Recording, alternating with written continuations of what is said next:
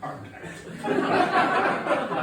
Not Gloucester, they've got fucking Coldplay playing there. Coldplay fingers, crispy pancakes don't go together, mate. So fun. Yes, I can. That's right, I'm not going to like, take the piss out of you, I just genuinely wondered if it was or whether it was something else, because there could be text shit I don't know about. I turned one off, kept one on, sorry. You sound like silent, do you know what I mean? I haven't got I don't like you're supposed to go turn it off, right off, in fact fucking drop it in your pint and stuff. Just as long as you don't make any noise, I don't give a fuck, do you know what I mean? But like, it's not the cinema, it's the cinema, you've got to turn it right the fuck off, I suppose. But why? It doesn't matter if it's on silent in your pocket, does it? Really? Does it not? I don't go, it's too expensive, the films are too long. Anyway, so, should we crack on? Because as always, has anyone not been here before to Chippenham Comedy Club? Got any new people? No, that's good. So you know what the score is. We have in the first half, we have up and coming acts from the southwest area, sometimes further afield, people trying out new material, and then we've got to have an interval, and then we'll have Matt Price, and then like your time's your own. After that, I've got no jurisdiction over you. After Price is gone, you can do what you like after that. So should we have your first act then, guys? Yeah? Okay, your first act was down here before, I can't remember when my brain's fucking melted. Long ago, I'm not really the sort of same as I was before, fucking, like, I don't know, something's gone askew somewhere, but this next act is Ace, they were on before and you loved them, so they're back again. So, you ready for your first act? Yeah. Cool, so please, like, applaud and cheer and all of the, just generally be your lush selves for Sue Scary!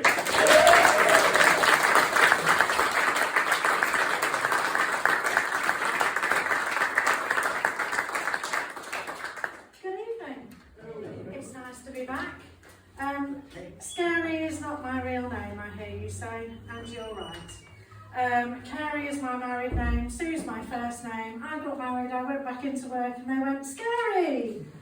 I went, amazing, thank you. My husband's name is Scott, so he's Mr. Scary, I'm Mrs. Scary, we're Mr. and Mrs. Scary, hilarious at Halloween. You can't name a business after us, Scary Accountancy Services. that's not a thing, although we probably all know some. Scary driving license, driving lessons, you can't have those either. Or you can, they're just not recommended. Tell you a little bit about myself. I come from up north, from Manchester. It's a bit of a running joke in my family that my parents are Anne Robinson and Basil Fawlty. People wonder why I'm a little bit odd. Both display the characteristics. Many years ago, I got run over when I was 18. I was, did that classic thing. I went to university, got really drunk in the bar, and decided that I could cross the road without any adult supervision to get from the bar to the Students' Union where the Valentine's Ball was.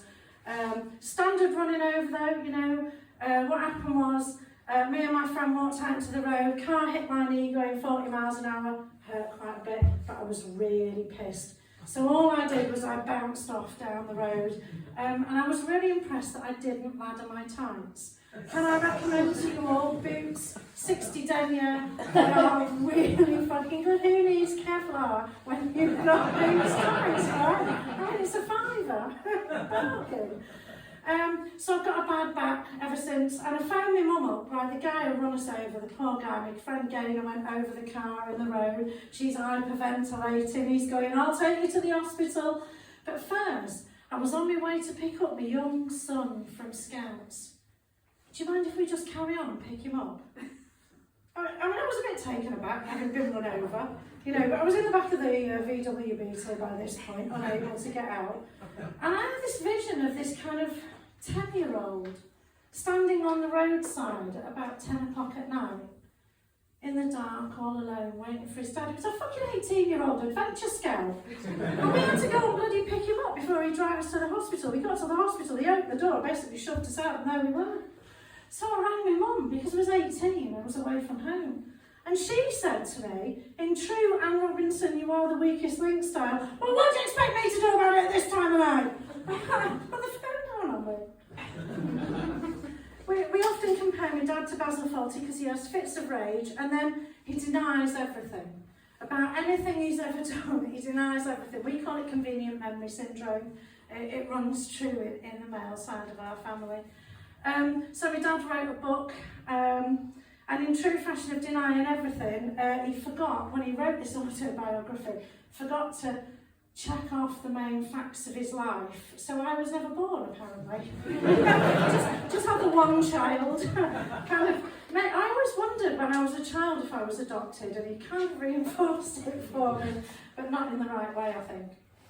So obviously, having been run over once, I was keen for it never to happen again. Unfortunately, I did get run over a second time. That was non-standard. That was in the swimming pool, right? Now, admittedly, it is quite hard to get run over in the swimming pool.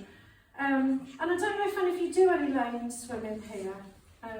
I do quite a lot of lane swimming, and I'm a rule-driven person, right? So I go in the middle lane, because in the middle lane it says you can take between 30 and 45 seconds to do a lane, and I've got my bloody watch that tells me to keep moving.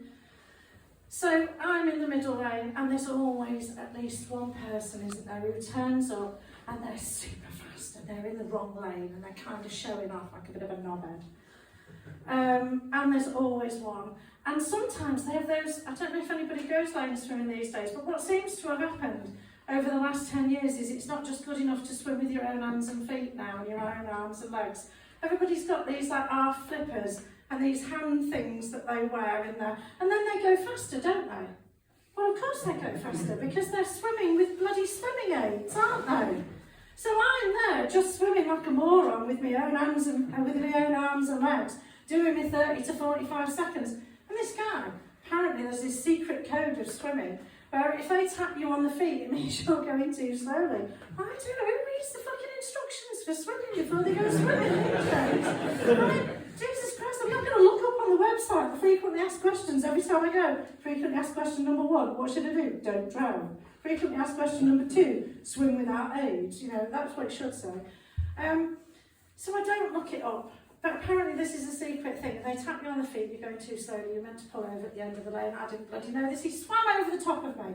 The hairiest man in the swimming pool. It was like a one-man filtration system. I felt violated in every part of my body.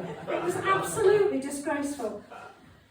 And that would have been, you see, to get run over once is an accident, isn't it? To get run over twice, some people might say, is a bit careless. And unfortunately, I did get run over a third time. And this one really wasn't my fault, you know. I was just in the wrong place at the wrong time. I managed to run myself over with my own car, which is a bit of an achievement, some people might say. But I don't know if any of you remember the band East 17. So years ago, the lead singer of East 17, he ran himself over with his own car. It was in the Daily Mirror and everything. And I don't believe his story, because it said he'd had 3 jacket potatoes and he felt sick, so he opened the door to lean out and be sick, and he fell out. Right? Nobody eats 3 jacket potatoes, do they? You can tell it's a fucking lie just from that. It's not like 3 bloody shredded wheat, is it? It's not even a thing, 3 jacket potatoes. I had not had any jacket potatoes. Mine was entirely accidental, coincidental. So I live on a new build estate in Taunton, and no one's got enough parking these days, have they? And parking's always a bit of a bone of contention. And I once asked, next week Paul, I'll call him, the site manager, who was obviously keen to fix everything, so we got the nickname Next Week Paul. I said to him, why doesn't no one have enough parking spaces? And he said, well, because it's like built-in traffic calming, isn't it? All these cars parked everywhere, you have to kind of go like that very slowly in and out of your estate. And he's kind of got a point. So one day, I was going very slowly in and out of the cars to get out of my estate, and I turned the corner and I noticed that the car was reversing towards me quite slowly, and I thought, oh, he'll see me in a minute. And he didn't, nothing happened. So it continued reversing towards me, and I thought, oh, he'll see me in a minute. And then I thought, fucking hell, there's no one in the driver's seat. There was no one in the driver's seat. This car was coming towards me. So the next series of events happens in a split second in my mind, all right, so you have to imagine this. So, I'm in my car, it's a plug-in electric hybrid, so essentially it's like an automatic in it. I'm in my car, this car's coming towards me, there's no one in the driver's seat, I realise that, so quick as a flash, I put my hand on the horn to alert the homeowner's attention to the fact that their car was careering down the road towards me. I also shove my car into park. I simultaneously open the door. I'm half out with my legs, hanging onto the steering wheel for dear life like this. And I realise I put the fucking car in reverse. So what happens is, of course it's got a life of its own, hasn't it? It's a fucking automatic. So, and then I lean down and I can see the car's wheel is heading towards my foot, but I can't move my foot because otherwise I'm going to fall over completely. This leg's being a complete dickhead, not doing anything that I want it to do. And he's waving about really, really awkwardly. So I'm thinking, fucking hell, what am I going to do now? Shit, put my hand on the yard again, try and pull myself up with all my might. And I'm thinking all this time, shit, don't do your back in again, don't do your fucking back in again. And I'm thinking, oh God, and the car runs over my foot just as I manage to pull myself up and shove it into park. And then I do that thing that everybody does on a new build estate. I hope nobody saw that. I can't believe it. Embarrassing, isn't it? I remember who runs out the house and was crying, laughing, because she sees that I've run over my own foot. And the problem is, when you've been run over and you've got a really bad back, it affects so many areas of your life. So, we festival quite a lot, me and Mr. Scary. We're quite scary in the tent, apparently. So, I have a really bad back, so I can't have one of them little tiny mattresses. So, I'm one of them people that turns up at a festival with a 6-man tent, air tent, not carrying anything. And a big, one of them big king-size mattresses that's like, it's like taking a king-size bed into it. And people look at me and they go, oh yeah, camping are you? Roughing it. And I go, yeah, that's right, I've got a really bad back, So we get to the festival and we blow up the airbed and we go off dancing and we come back about 3 in the morning. People are trickling back to their tents, aren't they?